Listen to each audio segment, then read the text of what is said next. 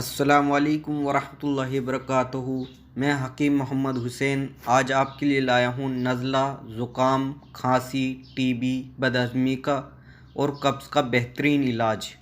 नुस्खा ये है: हल्दी 50 ग्राम, सौंफ 50 ग्राम, मुलेठी 50 ग्राम। इन तीनों का पाउडर बना लीजिए। हल्दी का पाउडर बाज़ार से ना लाएं, खुद हल्दी लेकर आएँ, उसको पाउडर बनाएं। और सौंफ भी पाउडर खुद बनाएं और मुलेठी का भी पाउडर बना लीजिए।